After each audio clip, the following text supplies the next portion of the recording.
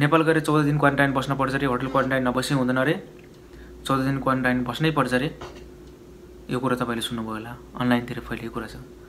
मैले एम्बेसीमा कल गरेर सोधेँ कि नेपाल गएर हामी 14 दिन क्वारेन्टाइन बस्न पर्ने हो त भनेर सोध्दाखेरि एम्बेसीले यसको बारेमा हामीलाई खासै जानकारी छैन भनेर भन्नुभयो। त्यसपछि मैले आज सिधै स्वास्थ्य तथा जनस्वास्थ्य मन्त्रालयमा सिधै फोन गरेर यसको बारेमा जानकारी लिएको छु। या हामी 14 दिन क्वारेन्टाइन बस्नै पर्ने हो त या हैन भन्ने विषयमा मैले कुरा गरेर यसको बारेमा म जनस्वास्थ्य मन्त्रालयमा कसरी कुरा भयो, के कुरा भयो भने तपाईलाई म सुनाउने छु। यसको बारेमा क्वारेन्टाइन बस्न पर्ने नपर्ने हो भन्ने विषयमा साथीहरु बुझे। उहाँले के भन्नुभयो भने तपाईहरु यहाँबाट विदेशबाट जाँदै हुनुहुन्छ भने पीसीआर टेस्ट भएन नभए नि केही हुँदैन। तपाईको एयरलाइन्सले पीसीआर टेस्ट मागेको छ भने तपाईहरु पीसीआर टेस्ट गराएर जानुपर्ने हुन्छ, रिपोर्ट लिएर जानुपर्ने हुन्छ। एयरलाइन्सको कुरा हो, तपाई टिकट काट्ने बेलामा एयरलाइन्समा बुझ्नु होला। अरु कुरा के छ भने साथीहरु तपाईहरु नेपाल गए तपाईहरु सिधै घर गएर 14 दिन घरमा होम क्वारेन्टाइन बस्न पर्ने हुनेछ। अब यो होटलमा गएर क्वारेन्टाइन बस्न पर्ने रे के यो कुरा कस्तो हो के हो भन्ने यसको बारेमा तपाईले अब कन्फ्युज हुनु पर्दैन। मैले सिधै फोन गरेर कुरा गरेको छु आज। यो एउटा तपाईहरुको लागि खुसी कुरा हो, हामी सबै सारा नेपालीलाई खुसी कुरा हो। नेपाल गएर तपाईहरु होटल क्वारेन्टाइन बस्न पर्दैन, सिधै घर गएर 14 दिन क्वारेन्टाइन बस्न पर्छ। साथीहरु तपाई मेरो च्यानलमा नयाँ हुनुहुन्छ भने मेरो च्यानललाई सब्स्क्राइब गरिदिनु होला। यस्तो यस्तो भिडियो लिएर तपाईहरु समक्ष आउने नै छु। मैले के कुरा गरेछु भन्ने कुरा सुनम यो रेकर्डमा।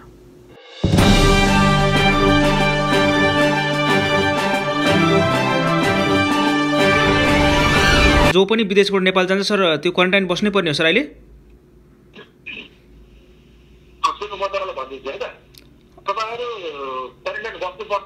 हजुर घर गएर बसे नै हुन्छ हैन?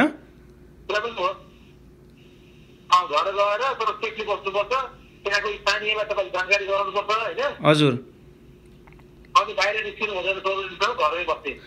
जस्तै सर अहिले जस्तै मानौँ न जस्तै त्यसको लागि हामीले यहाँबाट के त्यस्तो मेडिकल पेपरहरू पीसीआर टेस्टहरू केही लिएर आउनुपर्छ सर?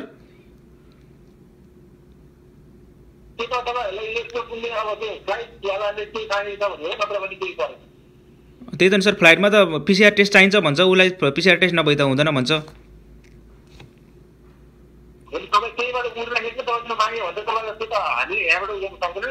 हजुर हजुर भनेपछि सर हामीले यहाँबाट पीसीआर टेस्ट गरेर आए पनि नआए पनि हजुर बुझेछु एकदम बुझेछु सर। जस्तै सर पीसीआर टेस्ट गरेर आए पनि नआए पनि हामी 14 दिन क्वारेन्टाइन बस्नु पर्यो, आफ्नै घर बसे नै हुन्छ, जहाँ बसे पनि हुन्छ हैन सर?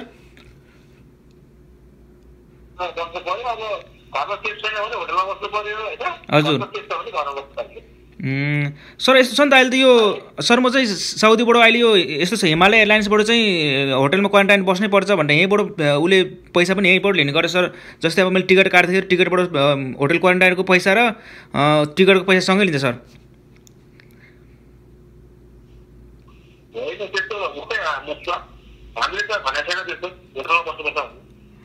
भनेपछि सर अहिले यो जस्तै यो जनस्वास्थ्य मन्त्रालयले चाहिँ यो निकालेको विज्ञप्ति नै हो सर? यो नेपाल सरकारले निकालेको विज्ञप्ति नै हो सर 14 दिन क्वारेन्टाइन आएर बस्नै पर्ने?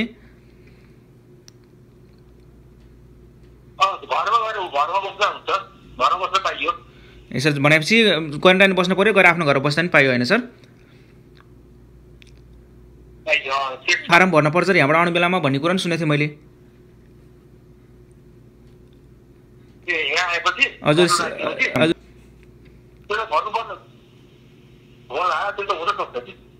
हस् सर मैले हजुरलाई यही जानकारी गराउन।